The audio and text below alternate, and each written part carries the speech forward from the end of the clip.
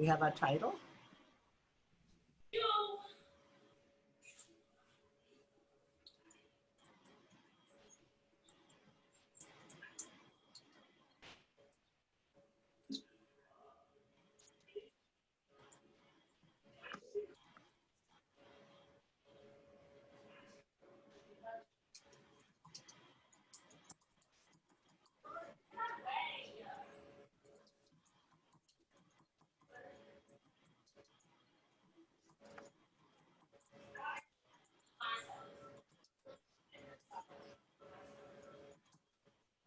Okay, we're ready to go.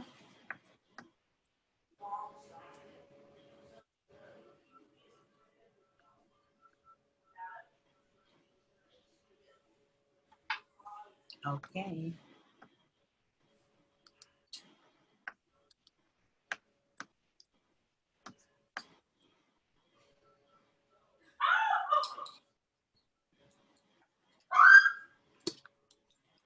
Okay, good afternoon, Harlem and Harlems of the world. This is Terri Wisdom, your host for today, and I'm coming to you live.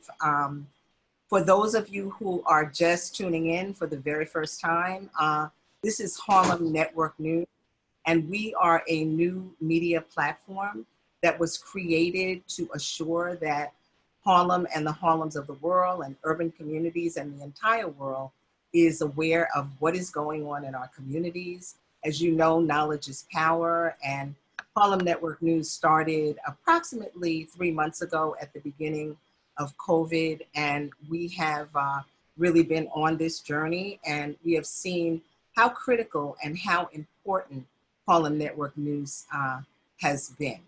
You know, just in terms of the fact that a lot of things that happen in our community have not been covered by the major media, and it truly, truly, truly makes a difference.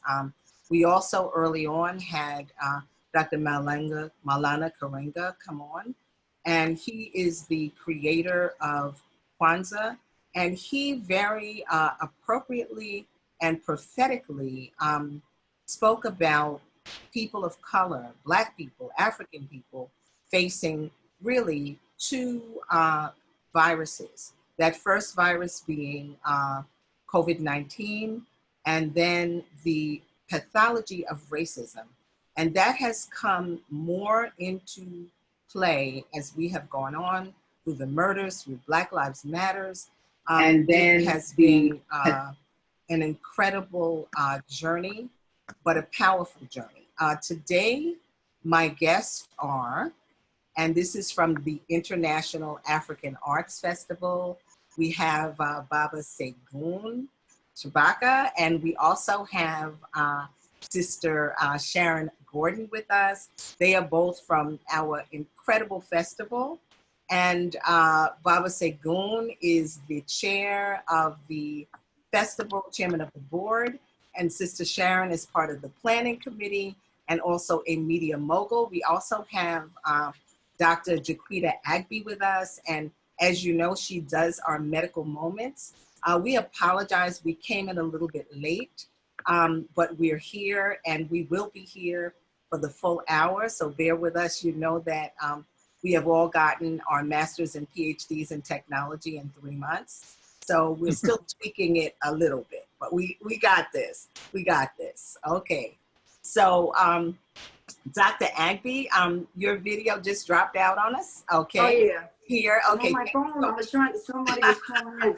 Okay, all right, my dear. So if you just move forward and just really share with us where we are, because we think that it's very critical. We know here in New York City, and Dr. Agby has the fortune of working in 2 places. She's an original New Yorker from Brooklyn, and that's where festival is. And she also works and resides in Florida in West Palm Beach. So she's going to share what's going on just in terms of our health and COVID-19, because there's been so much going on with Black Lives Matter and demonstrating and all of the atrocities that have happened. But we don't want people to forget that they need to stay vigilant, you know, regarding COVID-19. It's not over, it's not done. The media, major media is not talking about it, but Harlem Network News, we're about keeping Harlem and the Harlems of the world alive and the whole world. So we're going to talk about it.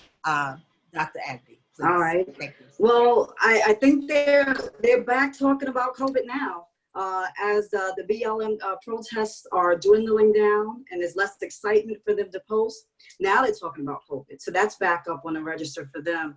And what they're finding is, based on the reports that they're getting per county and per state, is that the numbers are definitely rising, which not for all the states. New York, actually, it looks like it's flatlining or declining, but everywhere else, it seems to be a resurge in the numbers. And that makes perfect sense, especially for the states in the Sun Belt. You know, I'm down here in Florida, so, you know, Memorial Day hit and people just left out the house with their masks. You know, they left the mask behind, and they really were partying out. You know, I witnessed that. You'll see a lot of people that were just, some were paying attention and practicing the precautions that were needed, but most weren't. And we opened up, I feel like, too soon. A lot of these states that are seeing these numbers, we were opening up, even though we were seeing still rises in our numbers in terms of COVID. It was more about saving the economy and preventing businesses from crashing. And that's why, you know, we put wealth over health in those instances. And then you had the protests, and the BLM protests really allowed people to be engaged and on each other. And so the numbers that we're seeing are coming from the youth. And the good news about it is, the good news is that although we have increases, the number of deaths have been I'll say been at a constant, right? So meaning that the deaths, we're not seeing increased numbers. Looks like the cases have been very mild. So that's, and they say it's associated with the age of the people that are getting it, more of the youth. But here in Florida, they're taking more precautions because now we're having our bars shut down because people are not behaving the way they should.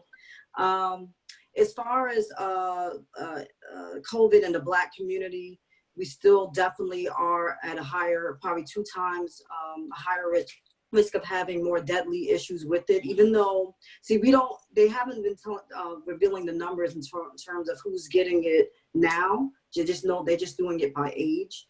And so I'm not sure how exactly it's affecting us and how deadly it is now, but I think we should still take precautions as if it is right. Something that would be at the level that it was when it first emerged. Also, in the Native American reservations, they have been ignored, to be honest. Numbers weren't even being reported for them. I just saw an article about the Hopi reservation and the Navajo tribes out there in the deserts. First of all, they're in the middle of nothing, right? That's where they've been put, and they're in the middle of nothing. And so in order to get food or water or things like that, they have to drive about an hour away from their reservation. And so their numbers are staggering now that they're reporting them. And it's only because they've been rising so greatly that, you know, the outer communities are concerned. And they're actually trying to stop them from coming into the neighborhoods where they would get access to food. So until, you know, the world in entirety can see people of color as people, not that we just have separate races and we start looking at each other as human beings and not separating each other by race, this stuff is not going to end, because everybody needs to have access to care. Everybody needs to have access to food and water. And if you don't have those things, of course, the virus is spread, because you need to be somewhat of good health, you know, in order to maintain this, in addition to taking precautions. Okay. Well, thank you. Thank you very much, Dr. Agnew. And I think we all need to be diligent. And because we live in the age of technology, we all have access. And if we dig deep, we will find out. And on the Native American aspect, I really would like to give a great shout out to the reservation that we have here in New York, in Southampton, and that is the Shinnecock Nation. They have stood strong. They have done many protests out there with Black Lives Matter. They also coordinated with the African American community on the East End and celebrated the first Juneteenth on the East End. So I feel there's a lot of progress, and the Native Americans and African Americans on the East End have always coordinated. The Shinnecock Nation actually hid a lot of slaves and helped a lot of slaves. So that's why there's a lot of intermarriage that happened, and the Amistad boat actually docked out there. So we want to give a shout out to that, and it's a big world, and we're all cutting through. So without further ado, I am going to introduce our great guest from the International African Arts Festival, and I'm going to start with you, Baba Segun, and if you could just share with us what is, and those of us, you know, who have been coming and attending for over 40 whatever years, we call it festival. So can you share what happens every July 4th weekend in Brooklyn that we all go out to and we love, and it's become just a part of our life and one of the celebrations we have here? Baba Segun. Yes. Thank you. Thank you for having me, Sister Wisdom, and to the other guests. Festival is Africa in Brooklyn. It's not just Africa, it's the African world in Brooklyn, because our artists, our artisans, our vendors, our patrons, our staff represent the global African community. There's no hierarchy for any of the groups, as you might find in other formations. And so people come from to show their wares, to show their products. They come from all over the world. You might have people from East Africa, West Africa, South Africa. You have people from the Caribbean. You have people from Europe. They all clock in and want to be a part of this great global African experience. Our artists have always been, the staff, all of these different features and aspects of festival have always been Pan-African, representing the global African community. And so when people come, they get a total unique experience unlike any other event. And I go to festivals all over the world, unlike any other event on the planet. It is truly unique. It is truly spiritual, uplifting. It is truly Pan-African. And so this event started in 1971 as a school closing program, part of the East Cultural and Educational Center. The East was a Kawaida cultural nationalist formation in Brooklyn. It started in 1969, right out of 10 Claver Place, but we had many different locations we operated out of. And so from the first, one of the early, that is school closing programs, some of the brothers and sisters, like Sister Isanga, Brother MZ, who's an ancestor, Brother John Branch, who's an ancestor, Brother G2 Wayusi, who was the founder of the East.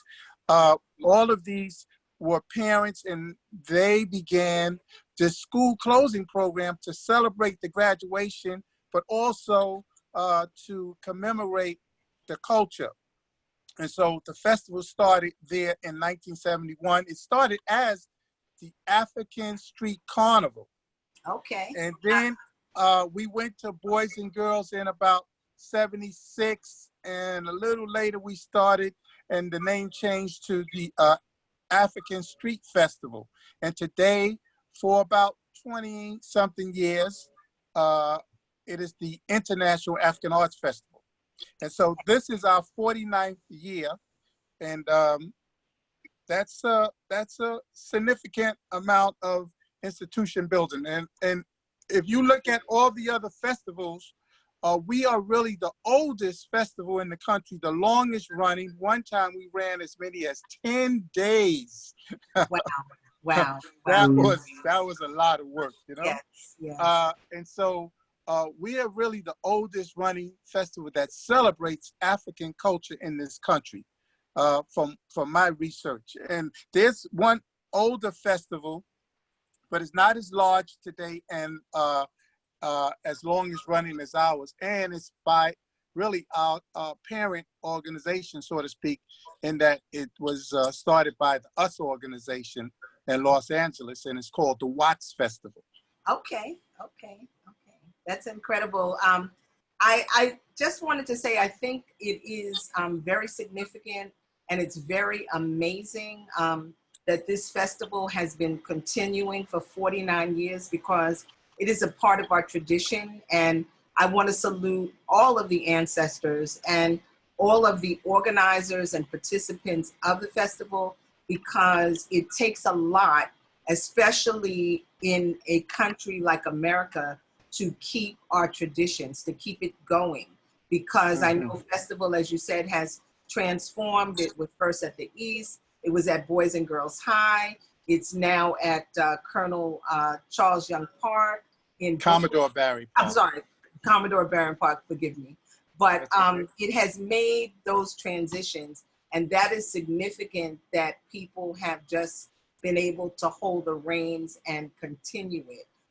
Can you share with us a little bit, Baba Segun, just how you began to become involved with festival, and a little bit about what your background is and just why and how you connected to festival? Yes, yes, appreciate what you asked, Sister Terry. If I understand correctly, I came to the East less than a year out of high school.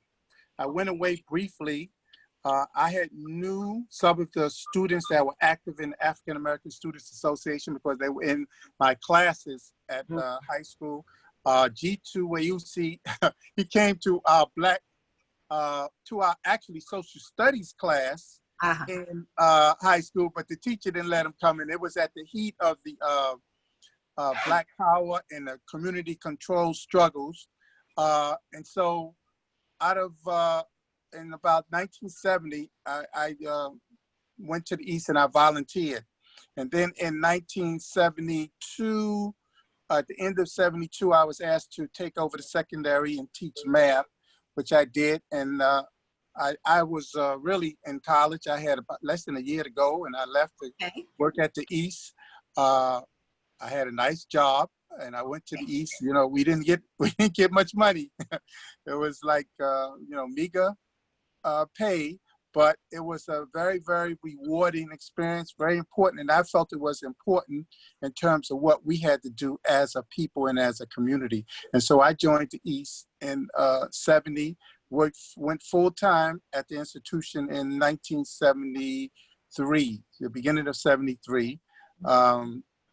And then went on to hold many different positions at the institution. In late 70s, I was the editor of Black News. And by 1980, I was the executive director of the East until 1977, when we lost our building and our base. But we continue with the festival, and we continue with some of the other aspects of the East. I might add, because a lot of people don't understand the institution building that went on during this time. And most of these institutions were happening across the country, and most of them were Qaeda formations that were building these institutions across the country. And we had schools, we had day camps, daycare centers, food co-ops, cultural centers, bookstores, newspapers. I was the editor of Black News, and we had Pyramid Press. We produced books for people. We produced printing material, flyers, everything, wedding materials, journals, brochures. We had self-defense training. We had art and music classes, restaurants. We had a catering service at the East. Okay. I mean, it was unbelievable, the kind of things you did. And sometimes I look through Black News, because Black News started in about 69, and it went till about the mid 80s. And if you flip through our newspaper, you will see just some of the things we did. We did political organizing. We did, like I'm watching the Black Lives Matter movement. I would hope it maintains itself, because we've been involved in many of these movements in the 70s, early 70s, when I mean, Randolph Evans, which led to the Black United Front. He was shot out in Cypress Hills projects in the mid 70s by Robert Torsney, who they let off because they said he had an epileptic fit. And he was just 16, shot point blank, right in front of his building. This is not new. So this is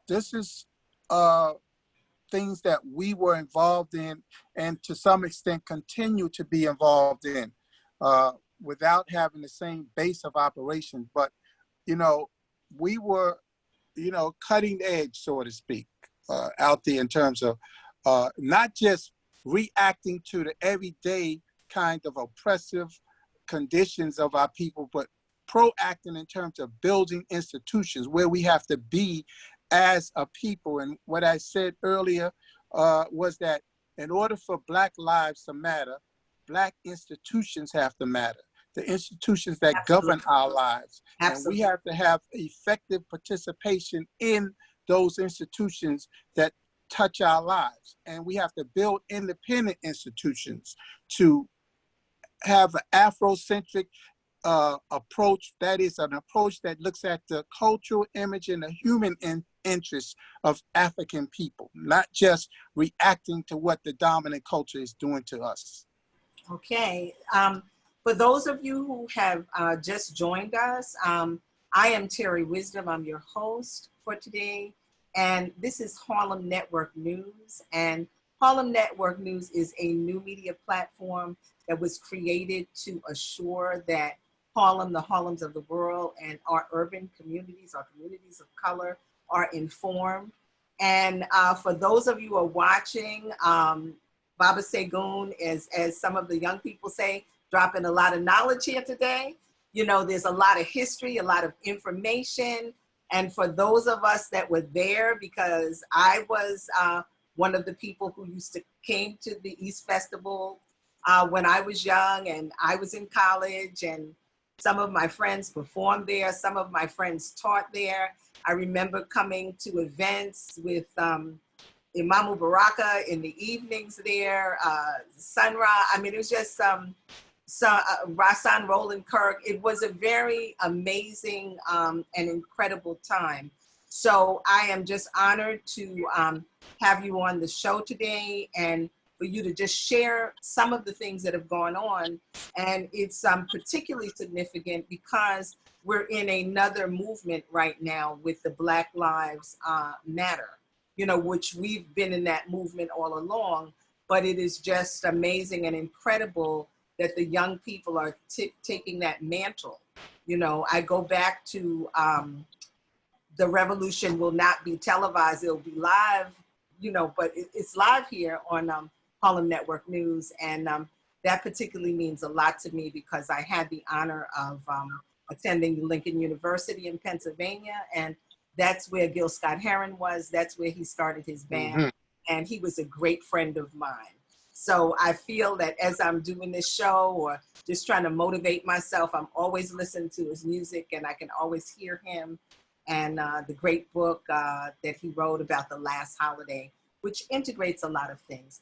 So Baba Segun, I'm gonna come back to you and we're gonna move a little bit forward. But if you could just share, because you talked about building institutions and just the continuation, even in not having the actual the building of 10 Claver Place, but can you just share just a small overview of what the East was? Because we hear the East said, and it's very interesting because I did an interview with Abby O'Doon a couple of weeks ago. It's actually on our website and it's a podcast, and Abby O'Doon of The Last Poets, and he spoke about the East wind that happened up in Harlem.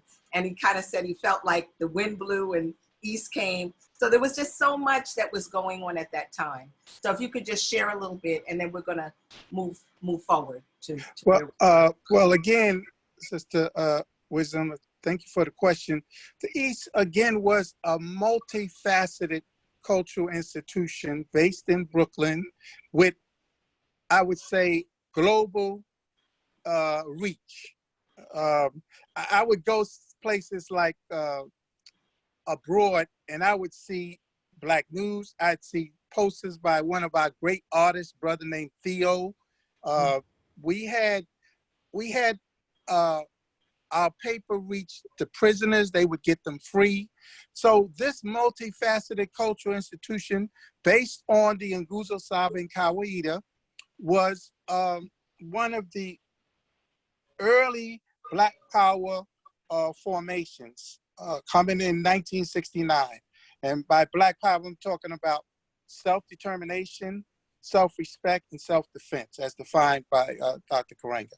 And so that institution had at its core very talented young people. The students were high school students and like myself, right out of high school.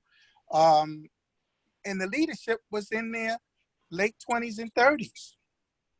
And so we were about building self-determining institutions that house our needs, aspirations, and our future for our future generation, for our progeny. And so the students at Uhuru Sasa, they learned culture, they learned history, but they were also held to academic excellence. And many of the students went on to attend some of the better universities. We produced lawyers, doctors, but I would like to say we produce a lot of decent human beings, you know? And that was the main thing, I think, if you look at the Uhuru Sasa students, and they were aware of who they were. And they were ready to defend themselves. They weren't punks. They weren't just going to that private school over there and you run up on them. No, they learned self-defense. In fact, we had a very strong martial arts component to the institution, and some of the students were national champs. You know, they were national champions in martial arts. Okay. So powerful. I mean, we had we looked at culture in terms of Kawaida in 7 primary areas: history, religion, spirituality, social organization, political organization, economic organization, creative production, that's art, music, literature, film, and then the ethos, the collective consciousness you get when you understand who you are on those first 6 areas that I mentioned. And through the Nguzo Saba, we taught students all of these things. So they had like a total approach to life. They understood themselves in a broader sense, and they saw themselves not just as ghetto denizens right here in Brooklyn, Brownsville, and they came from the rough neighborhoods of this city, but they understood who they were in a global sense as an African people. Okay, so that's phenomenal. And this is Harlem Network News. Please share with all of your base, your social media. You can go to our website and you can contribute and donate. This is important. This is us taking care of us. And we know that knowledge is power. And in a lot of instances, as Baba Segun had said, you know, getting to know yourself, what you're about, feeling good about yourself. These are very critical things. Just quickly, because I never like to make an assumption, but if you could just quickly share a little bit about Black News, and is it still available on internets and things so we can pull up some of it? Share a little bit about Kawaida and Nguzo Saba, your relationship with the Kawaida organization, and with Dr. Malana Karenga, the founder of Kwanzaa. And I know I said a lot of things, but if you just well, make it happen. Thank you. Well, you can, there is Black News. I don't know if you could find it on the internet, but it's at the Brooklyn Museum, I believe. It's also at the Schomburg. You can find copies there. Okay. Fantastic. We're going to be working on trying to make it more available, but there are digital media outlets that have it, and people can see the copies from, I think, like about 69 to about 84, 85. Okay, thank you. And if you could elaborate, because we're making sure everybody knows everything that's possible. So if you could elaborate a little bit on Kawaida, the organization, and then a little bit about the Nguzo Saba and your long relationship with Dr. Malana Karenga, please. Yes. Well, the East was a Kawaida formation, so that was my introduction to Kawaida and Dr. Karenga. The NACO, the National Association of Kawaida Organizations, was formed in the late 70s, early 80s to bring together different people and organizations that subscribe to the Nguzo Saba and Kawaida, and we have been holding national forums. We here in New York, we hold at least once a month, we hold forums. We're getting ready to go into additional formations. We try to be involved in different activities in the New York area and do a lot of education because as we said from the 60s, the first battle is to win the hearts and minds of our people.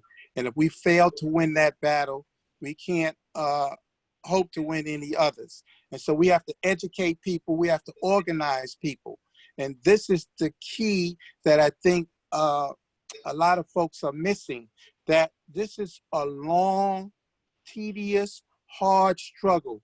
We've been in this country for 400 years and we're still struggling. And so it's not gonna happen overnight, and people have to commit their life to this struggle. I've seen people come and go, do 180s, but it's just a long struggle, and you have to pace yourself and make sure you can leave a legacy of struggle for our children. That's the challenge. So we see these movements come and go, but how do they sustain themselves? How do you keep things moving forward and keep people together? And that one of those key aspects are relationships. And how do we establish positive relationships with our families, our comrades, etc.? And so we in the Kawaida movement are looking for long-term struggle. And in order for us to change society, we have to change. And we say that in order to live better, you have to live better. We have to take on values that help us live better lives. We have to take on a worldview that help us live better lives. And we have to be, in a sense, self-centered, but not selfish. And so we have to struggle to overcome ourselves and move forward as a people, as individuals, people, community, and world community. Okay, thank you.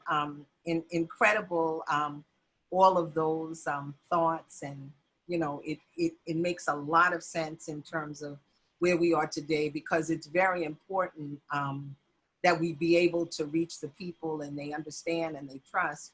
And education takes a lot of it, and just the fact that out of a struggle, things come.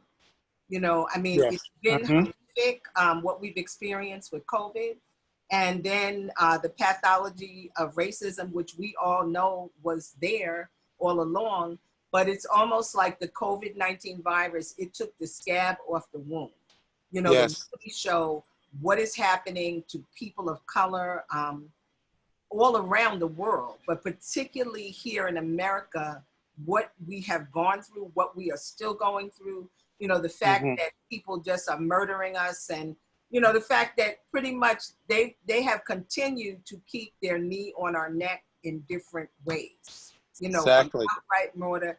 That is what has been happening. And it's very important that the African nations understand and know that. This is a new time. It's a new way. I was on a Zoom the other day, yesterday, I think it was, or no, Friday. And it was a lot of the council generals of the African nations. And there was a lot of conversation, but it's very, very critical that those council generals get some position papers in to say that they stand for us, that no longer will this be tolerated. You know, it's an understanding. It's a two-way street. as to what is happening in Africa and what is happening here. And particularly here in Harlem, we have a large African population from all over, and everybody is working and coexisting. But I think that it shows that the needs for the African American people here are great, just like the needs are in Africa. You know, it's a ripple effect, but we've got to really begin to work hard and work collectively and get the knowledge. The knowledge is power. So, I mean, we could go on. This is Harlem Network News. If you're watching, please share. I see almost 1,000 people watching, so that's a great thing. We want to keep moving. We want to keep everybody knowing what's going on. We want you to come in. We want you to contribute. We want you to do everything that you can, because this station is for us, by us, and about us. So I know Baba Segun, and we're going to segue to you as well, Sister Sharon, but we know that you had a tribute to the ancestors back on June 20th. So if you would share a little bit about that, because we know that at the physical festival, there's always a big ancestor shrine set up. So if you could just tell us about the tribute to the ancestors and what that is, why that is, and how you were able to have it happen virtually. Thank you. Yes, again, thank you for the question. We've been doing libation for about 5 years now, with the help of some city funds. And this is a program, we call it an opening to the festival, but it also is a tribute to the ancestors, in which we call on them and the elders to guide us in our movement toward building festival and building community. And so the libation program, of course, we were blocked by COVID. And so we had to launch a virtual event like we have to do for festival. And it was a learning experience for us. Sharon, to tell you, you know, a lot of us are not as tech savvy, but we brought in some great people, and you know, we did our first event. It was not uneventful, but it went off pretty good because, you know, one of the things that we do early, since I've been the chair and coordinator of festival, is that we book our artists in December and January. And so we had booked our artists early. And so we were just waiting to see if the people would exercise some discipline in this society, and this COVID would be, you know, subdued. But as you can see, people are not disciplined. This is a very selfish culture we're in, and it shows itself. People, all they think about is themselves. And I'll tell you this as an interjection, that this probably won't subside as long as it's just Black people and people of color dying. When white bodies start going in them bags, then you might see people exercise a little more concern and control. It's like war. This country, these people, this society, for the most part, white America does not care about other people's suffering until it comes home. So we go, and this country is involved in dozens of war all over the world, killing people by the millions, putting trillions of dollars in war and pennies into peace. And so when American bodies come home, mainly white bodies, then they start talking about, oh, what's going on over there? And so it's the same thing. You can see it. I mean, you have this orange coming home to roost. Yeah, this orange anus sitting up there, people dying. You know, you can stop this. They're predicting the deaths, but they're not trying to prevent them.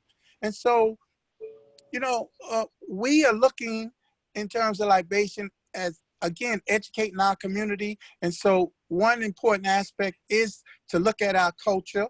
And part of African culture is you look at and believe in the power of the ancestors. And so we call on those ancestors during libation, and we bring in different communities to, and I mean different nations of Africa, usually to perform the ceremony of libation, the pouring of the, you know, tribute to them. And so we are moving forward with this virtual festival. I mean, we're looking forward to the 2 days of virtual festival that we're doing. And if you enjoyed the talent and the programming during the libation program, it's going to even be stronger during festival, the virtual festival. And so libation, again, it was a first time virtual event, but it's something that we've been doing for a number of years now. And of course, at festival, we have libation as part of the program, the opening program. And we have, as you said, Sister Wisdom, a tent dedicated to the ancestors. Yes, yes. And people can come and meet ancestors, mainly ancestors of the festival in particular, but general ancestors of African people. And so that is very much a part of our cultural history.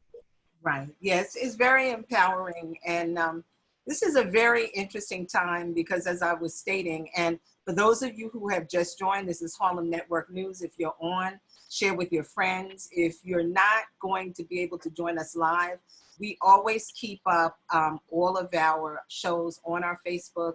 It's also on YouTube, and certain interviews are up on our website. So you can always continue to get the information if you weren't able to be part of live. But we need you to share, we need you to spread the word, we need you to contribute.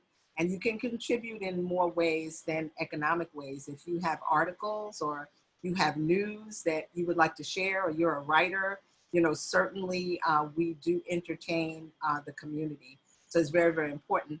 But what I was saying is that there are certain festivals that have been a part of, particularly here in New York City. We know we have Dance Africa, usually at the end of May, and they were virtual. And then everybody looks forward after Dance Africa to the International Arts Festival. And this year, that is going to be virtual. And then the other thing that we always look towards here in Harlem is the African American Day Parade. And that is a parade that has really never been on television because they don't show us, but it happens. And, thousands of people come out from all over, but the African Day Parade is going to be virtual today too. So I would say that there's a bit of an advantage in being virtual because it means that those, we can't see and touch each other, but those that may have never been or those across the world, they're going to get those experiences, and it's going to broaden the horizons, and it's interesting. I did a show a while ago on, it was Harlem Women Speak. And one of the people that spoke, who was actually my daughter, and she said she's a techno person, and her name is Maya, and she's named after Maya Angelou. And so she's profound, and she said that we had the Industrial Revolution, but now we're in the technology revolution. And I think that that's a very profound thing because we really are. We're here and we were thrust into it. A lot of us were always saying, oh, why is all of them on their phone all the time, this, that, and the other. But now this is a way that we have to communicate. So I think it's a great coming together. And we do have Dr. Agby, that is one of our millennium here. But I think that it's great coming together of the old, the new, and the young. It's where your 8-year-old grandson is going to have to show you how to do X, Y, Z. But then we have the knowledge. So you're putting those two things together. So Sister Sharon, I know that you were very involved in the tribute to the ancestors. So do you want to share a little bit about it, or would you like to kind of intro Sister Sharon for us, Baba? Okay. Well, Sister Sharon Gordon has been with us a number of years now. She's a very important pillar of the International African Arts Festival. She's our PR coordinator. She took over a few years ago, and she's on top of whatever we have to do, and she's like a special assistant to myself as coordinator, and she does marvelous work, marvelous work. And so I'm glad to have her as part of our team. Our libation team was awesome. We have an awesome team for our virtual libation, and she's been a key pillar in that team. Okay. Well, thank you so much, Baba. Thank you. Sister Terri, isn't that sweet of Baba to say that? But it is the spirit in which we work. And I thank you for that.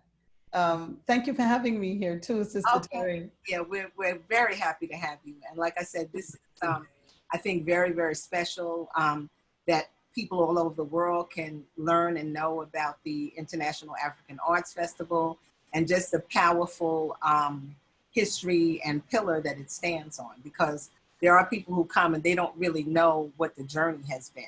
There you go. You know, they don't know what the journey has been. So it's important. And Harlem Network News, this is what we're about. Yes. So talk to us, Sister Sharon. Let us know. Well, you know, a couple of things I want to mention. First of all, and also Dr. Jaquita, we're so happy to have you.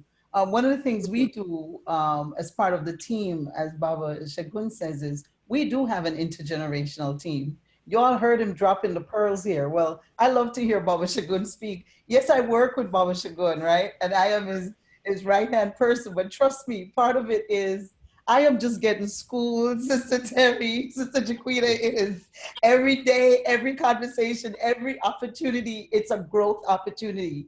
Because when you have the elders around you who've been down this road, they done laid the foundation for us, right? That's why we're able to run now, right? They chopped the woods, they cleared the path. So we are running, we're moving, we're able to take this technological revolution, did I say that right? And really be able to hone our skill sets and move with it and not be left behind, because we then can learn from our elders and then bring what we bring to the table. And that's that bridge that love builds, right? And that's what happens at the International African Arts Festival. And that is what we do. And that's why everything we do, you know, African is at the center of it. You know who we are just in our name. We are the International African Arts Festival. Yes, so we are looking at the international African community. And with COVID, like you said, it has given us this opportunity to stop and reflect on who we really are. Because a lot of us didn't realize that we were part of the African diaspora. Right. Yes, it's true. We had like a little lapse in memory or something. Right? But COVID has really caused a lot of us to just slow down and do a reset. And it is a global reset, right? And in resetting, we see, yes, we've talked about the two pandemics that we're facing, but I've been saying to friends, I've been saying it for a while, but I'm saying it now even more. It's really 3 pandemics that we're suffering from. I talk about being able to sit at the feet of my elder, Baba Segun, and learn from him, and then to have millennials that I'm working with, like our web designer, Naisha, and Brother Osei, who's also part of, you know, our marketing and digital marketing and all that, you know, where we're just bridging the gap. They're like your Maya. They are just on the technology, like I think I'm on it, but they are bam, ba, bing, ba, bing, right? But when you look at this pandemic, you realize that we're suffering from another issue, and that is the pandemic of ignorance. Information, there's a cult of ignorance. We have a lack of information that is a pandemic amongst us, and there's a cult of ignorance that continues to get new members, right? The members are just signing up for this cult. To be as ignorant as you can is how you become a member. But Baba likes to tell us, oh gosh, Baba, I was getting ready to say it. When the elephants fight, it's the grass who suffers, right, Baba? When the elephants fight, it's the grass who suffers. When we look at these pandemics, we see us in this, and we see how we can use festival, we can use the Harlem Network News, we can use all these facilities and these organizations that have been there and really build, and the young folks and new organizations and all that need to come and plug in. So here you have an International African Arts Festival, 49 years, come plug in with us. Come join in with us. If you're learning about us virtually, and a lot of people came on Libation and it was just amazing. We were so thrilled with our numbers. We were so busy working, family. We were, we're just grinding away and working and getting it done. We didn't even realize the success of our event until before the show was done. Poor Baba's phone is blowing up. My phone is blowing up. Everybody's calling to say how great it is. And they're sad that it's ending. But here we were thinking, oh my God, we got to get this done. We got to get to the end, or we're just, but it tells you it's a passion we bring to what we do, and the earnestness in which we fulfill and execute our mission. And so we're saying to people, if you thought Libation was really great and you connected with us, and people are asking, we're hearing from, like I said, Brother Osei, Sister Naisha, all of our millennial teams who are working on the social media aspect of this thing with me, they're saying that what they're hearing, people want to know how they can connect with us. How can they help? How can they donate? How can they this? How can they? That's what we want. Come plug in with us. Come plug in. Come sit at the feet of a Baba Shagun, a Baba Yemi, a Brother Boki, a Sister Ellen. There's so many folks in our organization. Sister Beatrice Sabir, who is the caterer of choice for us in terms of, she's on our board and she's been at festival for 40 years. 40 years. Yes. Her children have grown up through festival. So many people's children. I mentioned Baba Adiyemi, his children, so many. It's generation. We're intergenerational. So come be a part of this. Here's the opportunity. We're doing 2 live streams, July 4th and July 11th. Plug in, come to our website at iaafestival.org. Come on there, fill out the contact us. It's simple. Go to our Facebook page, IAA Festival. Send us a note. Go to IG, IAA Festival. Twitter, at IAA Festival. And YouTube, IAA Festival. So Dr. Chiquita is shaking her head because she know I covered everything. She's like, okay, good. The only thing I haven't gotten yet, Dr. Chiquita, is the TikTok and the Snapchat. But Chichi, our young intern, she's getting ready to hook us up with all that. But so we're doing the whole thing. But we're saying to folks, come be a part of this. It's an exciting time. Let us, we can eradicate the pandemic of ignorance. We are turning the pandemic of racism on its head. We are gutting it. It is having a samurai moment. It is being gutted, and we ain't gonna stop until we land that. Okay. And love it. Baba said something that I want to comment on about COVID, right? So we all knew, because we have our ancestors in us. We saw, like Dr. Jaquita said, back in Easter, back in Memorial Weekend when folks were having fun, and we knew it was going to only be a matter of time. Right. My grandmother used to say, chicken Mary hawk is near. That means you out there playing, watch what's coming for you. We are now in July. Them numbers about to go up, but I am saying right now, Baba said it, but I'm saying it plain as ever. Their bags are coming. Those body bags are coming, because this virus is not a respecter of your skin color, your political. Can you imagine in America, a virus and wearing a mask has become a political tool, a political issue? Wearing a mask, washing your hands, and a virus is a political. How selfish and nonsensical is that? I think, not to interrupt. No, come. You're saying so many powerful things. And the thing that Baba said, Baba Segun, and this is Harlem Network News for those of you who are just joining.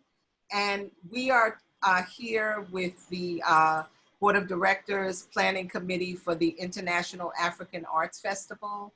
And Harlem Network News, you know that we do a Facebook Live every Sunday, but we also integrate with other interviews during the week. So please go to our website. We put up articles every week, and we really try to bring knowledge to our people, because we know that knowledge is power. But so much has been said here, you know, just even in terms of what Baba Segun, I'm Terri Wisdom, the host, about the selfishness of the American.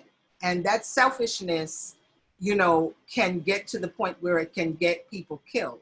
Yes. Also, or die from Yes. the COVID, the selfishness, Yes. you know, and the ego and the arrogance that, you know, the president would not wear a mask, you know, all of these kinds of things. Okay, so we're dealing with a lot, but I want to say that being here in Harlem, I mean, I'm very, very proud, because pretty much if you walk around Harlem at a point, you know, from what you say your grandmother knows, like at a point people of color get it. Like we all saw people die. Most people have on a mask. Most people are like, back up, you know what I'm saying? Because we know what time it is. You know what I'm saying? You get too near somebody, and I don't have my mask near me, but I have some beautiful kente masks that we're selling. And, you know, one of our CEOs, Brother Ruby, has designed them. We're going to be putting them on Harlem Network News as part of our fundraiser. But like I said, people get it. They got their mask on. You know, those of us, because, you know, we're trendsetters. You know, people now have masks that goes with every outfit, you know, so it's become that kind of thing. But it's like people want to live. You know what I'm saying? So no matter what you're saying, we know what time it is here. Also in Harlem, you know, different situation, different circumstances. It's a smaller village, but Harlem did not burn. Okay, there was brothers and sisters out in the street saying, no, not gonna happen here. Our political officials, Brother Al Taylor and some of the others, you know, they're political officials, but quote, street dudes. So they were out there at 2 o'clock in the morning and they were like, I don't think so.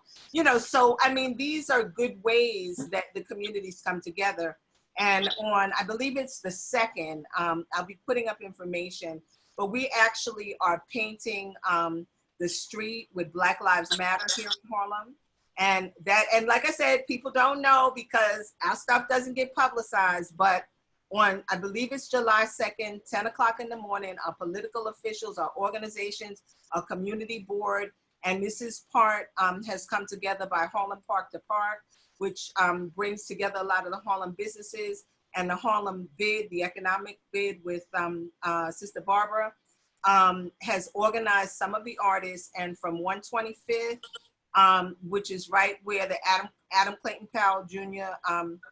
Building, the state office building, that statue, from right there to 127 on both sides of the street is Black Lives Matter.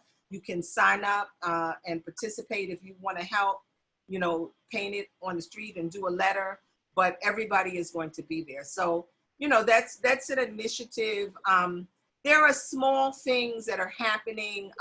The protests have brought some changes. A friend that's a lawyer sent like a list of 50 things that happened. We know we were dealing with 50A, the chokehold, for 8 years. Suddenly in 48 hours, they passed that bill. You know what I'm saying? So we have to keep the pressure on. Right now, while the door is open and we've broke through the glass, we need to make sure that we keep that door open and we keep going and we keep doing it because we matter. You know, so thank you very much for all of the things that you share. I would like to go into festival now, festival present, if you would speak to that, Baba Segun, and how actually, and then you'll back it up, Sister Sharon, how are we actually going to participate in festival? What are we gonna see? Is part of it live or is all of it going to be virtual? Are you going to have the vendors? Is that a virtual thing too? If you could just share a little bit about what that's going to be like, Baba Segun. Yes, thank you. Appreciate the question. If I understand correctly, Sister Terry, it's going to be a combination of virtual, live. We are going to have vendors. Our goal is to have vendors. We're still tweaking the last bit of it. We'll have well, we're gonna hopefully be able to have a virtual vendor room. We're gonna have interviews with vendors. We will have some of the artists from the libation, but they'll be in a fuller concert because they only did a few minutes at Libation. They'll do full concerts at the festival event. And we'll have, in addition to that, additional new artists that have not appeared, global artists. And so the festival is going to be like festival. Okay. It's going to be festival. Okay. And it's going to be live, you know, it's going to be live. So people should tune in. They can go to our website and Eventbrite to get tickets for it. Mm-hmm. And of course, we would request and hope that people, you had to say you have 1,000 people on, if people gave $5, $10, $20, whatever you can stand, it would take us a big way, because let me explain something that people do not understand about us. You know, you mentioned other festivals in Brooklyn, of course, this city. A lot of them are gone. Yes, they are. The reason they are gone is because many of them were overly dependent upon outside support. Okay. And controlled by those funds. Festival, 75 to 80% of our budget is internally generated. That is to say that our vendors and our patrons are our major supporters. Those are our major supporters. And that's why we're here. That's why we program the way we program. Nobody's telling us what to do, how to do it, when to do it. We decide in a small committee and branch out within our structure about what we're going to do and how we're going to do it. Nobody sends us no dictates from on high. And so we have a institution that is self-determining and self-reliant. And if people want it to continue, they must give it support. Yes. The people out there watching this program, they should go to the website and make a donation. You know what you can stand. I'm not asking you to hurt yourself, but you should be able to make a generous donation to this institution that's been around for 50 years. That's no small drop in a bucket here. 50 years. And if you've been to festival, especially the last 10 years, you know that, you know, our quality of programming has gone up, and that costs. It's not free. We pay everybody that comes out there. We pay our workers minimum wage at least. We pay our artists decent salaries, and we pay our staff. Okay, and we try not to. I try to run festival the same way I run my household. I'm not running in debt. I'm trying to pay the bills so that the next year's income is not being spent on last year's debt. I hear you. So we need people to support that effort, you know? And again, it's the people that help us support that effort. The board puts out a lot of their resources to keep festival alive. Besides work, we make financial contribution, and sometimes it's not sustainable. Okay, and so people have to decide if they want this institution, they have to help contribute to it. You know, if you were to go to take your kids to see 90% of the artists that we offer at festival, they just couldn't. You pay $20, $30, $40, $50, $100. We bring it there, we ask you for $5. And I don't think we're being really treated as fairly as we should by the community, because the average, based on the number of people that come to festival and the average dollar amount, it's not really equitable to what we ask for. And so people, they have to step up, you know, they have to step up. And part of our responsibility is to each other and to our institutions. And we have to help build and sustain those institutions if we want a better life. And especially institutions that have our interests at heart. Yes, I'm in complete agreement with you. And that I'm going to the third pandemic, which Sister Sharon has coined the pandemic of ignorance. That's a lot, and it's a learned thing. We are having to learn to invest in ourselves, to learn what that is about, to learn to love ourselves, to learn to not give our money away to other people with no consequence. You know, buying $700 pairs of sneakers. I mean, I think that's rolled back. But I'm just let me interject something. And not just buying $700 pair of sneakers, but buying them from people that hate you. Yes. Okay? And let me say something about education here, because I have over 40 years in private and public education from pre-K through college.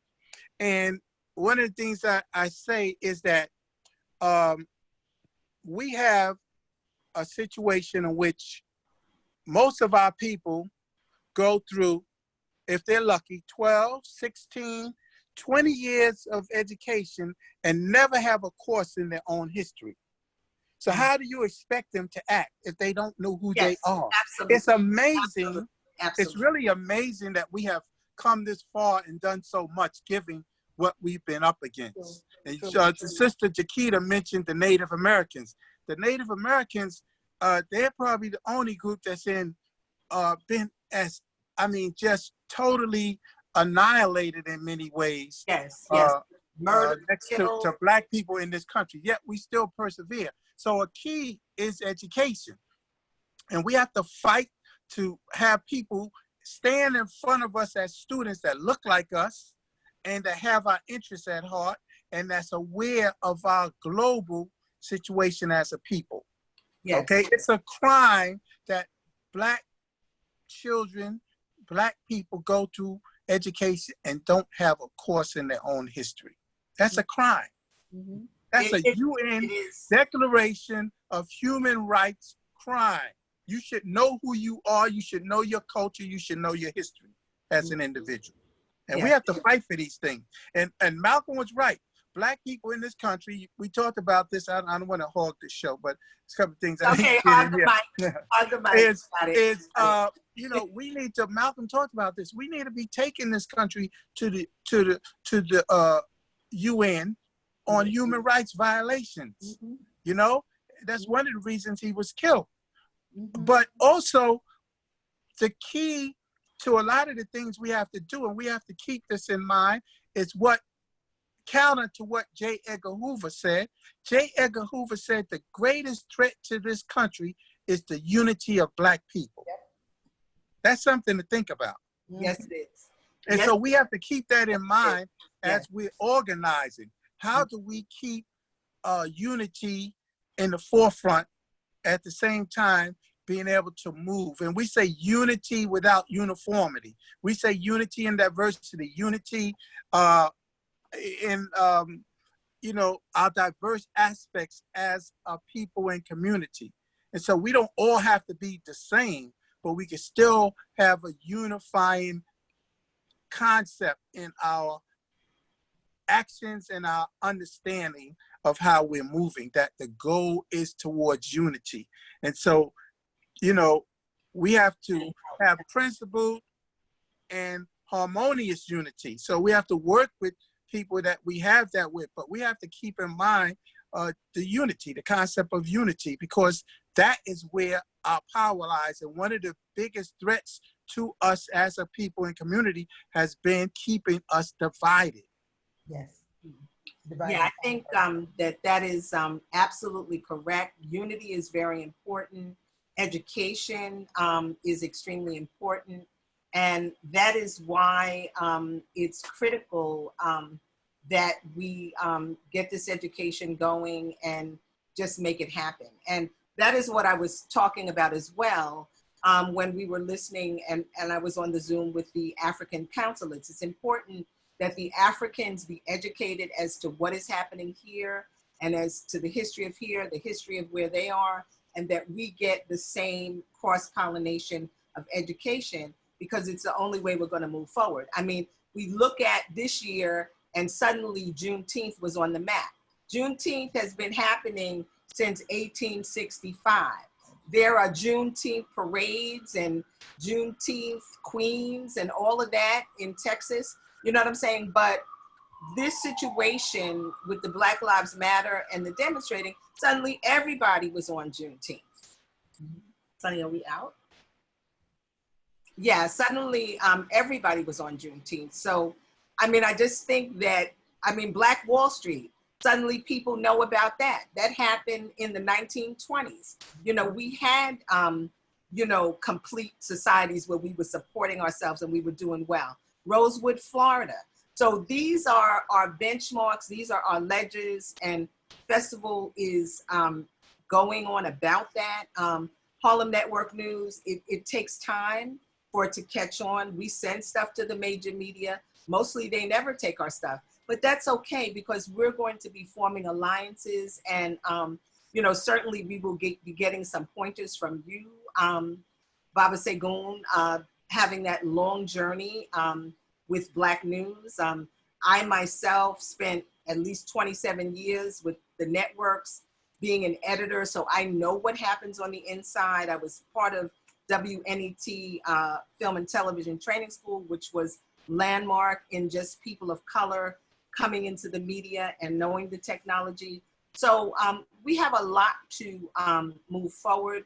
We are certainly going to have you again, and we're going to do everything we can to promote even a little bit ahead of the 4th to assure that folks are going to tune in to festival. And I just, Dr. Jaquita, because I just want to have you say a few words. I know you weighed in on where we need to be with the medical moment, but you usually, one of the things that I love when Dr. Jaquita is sitting on our show with Medical Minutes, she always is getting some other kinds of knowledge. So do you want to weigh in on what you heard today? And yeah, there was an issue that was brought up, and I think you guys, as you began to speak, came up with the solution. And you're talking about the different revolutions. And yes, it's true. Right now, we're in the midst of the technological revolution, but I feel like we're entering, if it hasn't started, it's beginning, the awakening, where we're having a revolution of the mind, especially the mind of our people, where we're waking up to self. We understand that we're connected to each other. There's an intricate connection to Earth and to our ancestors. And it's through our ancestors that we gain our power and our knowledge and understanding of who we are, because that is an important thing. How to keep a slave is to disconnect them from their roots, right? Because it's through those libations, it's through the chants and the things that the indigenous people do that connects them and that brings them, that gives them the messages that they need to guide them through this difficult terrain that we call life. And so that's the revolution I am praying for, because with that is what that's the collective that we need within our own self, and as well as the rest of the human consciousness, in order for us to move to the highest plane possible. And that we're talking about love. We're no longer concerned about money and the divide and all of the inequalities that are existing currently on this earth. And yes, and this country in itself is built on selfishness. It's built on a lot of violence. It's built on division. And I think it's definitely time, and we're noticing it, that we have to invest in ourselves, because it was never meant for us, but we can take over, and we are taking over. Laws are being changed. Things are moving and shifting because we have spoken. And that's where I'll leave us with. Okay, so thank you. We're gonna really wrap up. I'm grateful that we were able to all come together, and I feel this has been an extremely powerful session. We have to continue to educate ourselves, to educate our people. This is Harlem Network News, and it's a slow walk and it's a climb to even get people to come to Harlem Network News, but it's happening, because it's knowledge, it's power, it's empowering. If you're gonna sit and you're gonna watch CNN and New York One, who over and over and over and over again are gonna do the same stories, and the clear, critical stories that happen in our communities, those are not the ones that they show. We had a march with 2,000 clergy, ecumenical clergy here in Harlem. Maybe people in Brooklyn didn't even hear about it because it was on Harlem Network News only. No major media came out. We had Harlem Hospital, African dance, drumming, all of the essential workers, the doctors were out there. Sage was being burned. The Street Corner organization with Aisha Sekou was out there. The police were out there on horseback. Fire trucks were out there. It was not covered. So it was as if it did not exist. Now, let somebody burn down something, let somebody murder something, it's going to be all over the news. So we have to really get ourselves together, learn to support ourselves, love ourselves, support ourselves economically. That's what we have to do, you know, and that is how we'll move forward. That's what Black Wall Street is about. That's why they burned it to the ground. So Baba and Segun, if you would just say a few words. Sister Sharon, say a few words. Dr. Jaquita, I think you capsulized what you had to say. And this is Harlem Network News. Baba Segun, thank you. Okay, thank you again, Sister Terry. Thank you for having us. We appreciate it. And we really hope that we can continue to work together as a community. I would just say that to the community, that we do have numerous viruses that are lurking in our midst. I had COVID myself, and Wow. I was like wiped out for a month. Wow. Some people said I went to the other side and got pulled back. All right. Because I was, I mean, for weeks I was just laying there. Wow. And I couldn't do anything. I couldn't, and I lost at least 20 pounds. Wow. So, you know, we have to, but what pulled me through was family and friends, relationships. That's what pulled me through. And being in some kind of healthy condition, I think. So, you know, we need to build community. We need to build relationships. We need to build institutions that sustain us and have our interests at heart. And we need to build our knowledge of history, because humans have history. Dogs have pedigree. We have to understand who we are and the deep depth from which we come. We're the mothers and fathers of humanity. We're the mothers and fathers of civilization. And so we have to teach our children this rich history and legacy so that they can stand up and live decent human lives. And we have to put together structures and community that allow them to do so. And just in closing, I'll tell you, like I heard Sekou Touré said one year, he came to Harlem. And he said that humans are like seeds. We plant them, but it's conditions into which we plant them that will determine how they grow. And so we have to create healthy conditions for our children to grow and develop in. And that's conditions that's free of want, toil, domination, and that has the positives of fully developing themselves, the creative conditions under which they can fully realize themselves. And so we have to be those caretakers and teach our children those that they have to carry on that legacy and caretaking. Thank you, Baba Segun, I'm sorry. And that was the chairman of the board for the International African Arts Festival, which is coming up virtual this Saturday and next Saturday. I believe that you can also still look on their Facebook at the tribute to the ancestors that happened. And Sister Sharon is going to just say a few words, and then we're going to close. This has been a very powerful and empowering program today. So we thank you. No, Sister Terry, thank you so much. And it really has been a great program. Well, you know, while our festival will be virtual, it's going to provide an opportunity for us to be giving folks an interactive experience with our vendors, our live music, our dance classes and activities and all that. But we're doing this because our goal is to bring a healing force of music from across the diaspora to help unite our communities in this time and to help ease the mental, physical, emotional stress that, you know, is just having us all the way we are, even in this time of enlightenment, because we know if you have enlightenment going on, then of course we have the darkness that we have to fight. So it's the clashing, right, of those ideologies. But we are looking with Festival to ease that by providing a space. So on July 4th and on July 11th, we'll be streaming from 7 until 9 p.m. And I just ask folks to please go to our website, iaafestival.org, iaafestival.org, and that's where you'll find us. And we thank you so much for this opportunity. Thank you very much. Okay, so we're going to close now. This is Terry, oops, one minute. Oh, yeah, no Our problem. theme this year, I apologize. I've been wanting to say it all and I keep forgetting. Our theme this year is Rise. Well, we have two themes. Baba, could you do me a big favor and just pronounce the first theme and then I'll do the second, the sub theme. So our theme this year is Anguso o Caninquela. Anguso in Caninquela. Okay, and that's means strength and unity. Right. Strength and unity, and that is from, we always take a theme from the nations of cultural nations of the continent.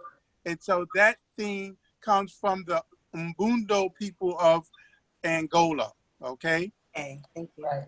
And so our sub-team, thank you, Baba Shagun, and our sub-team to close us out, Sister Terry, is Rise and Breathe in Freedom. Rise and breathe in freedom as we go through the reawakening, as Dr. Jaquette speaks about, as we come together as a global family, as we all want to see happen. And as we come more in our consciousness of who we are in our African minds, we say rise and breathe in freedom. Thank you. Okay. You can't get better than that. So thank you so much for everyone that has joined us. This is Harlem Network News. I did see some people with comments on the Facebook. They were saying they've been protesting and what can they do? What you can do is invest in our institutions, invest in Harlem Network News, invest in the International African Arts Festival and other cultural, educational, supportive things. And the other thing that you can do is if you have children, make your children watch these things. Bring your children to the events. That is some of what the East and Festival was about. I know when my children were small and 7, 8, and 9 years old, they were all so excited to go to Festival. They would see all their friends, and at that time it was at International, at the Boys and Girls High, and they would run around the track. And then as they got to be teenagers, some of their friends were working. You know, they participated. My son was in a drum group, and they won the contest one year of the African drumming. You know, so it was something that the children wanted to do, but you have to start this from early. You know, there's no child that should be bored because there are many, many, many, many layers of things to do. Yes. So that's what we have to show them. And our culture is rich. So this is Harlem Network News, and we are going to close. It's been a blessed day. Someone who is a clergy spoke about many different ways to pray. And you can pray by walking, you can pray by giving tribute to the ancestors. And truly, our conversation today has been a prayer. Yes. Okay. Ashe. So that was our prayer. Ashe. Okay. Ashe. Okay. Ashe. So come to Eddie. Yes, yes, yes. Thank you. Thank you. HarlemNetworkNews.com. It's been a blessing. Thank you for this prayer. Thank you. Okay. Thank you. Thank you. Thank you for having us. Have a blessed day. And I appreciate look it. forward to seeing you at Festival. Absolutely. Thank you. Okay. All right. All right. Take care. Bye. Okay. Good night. Good night.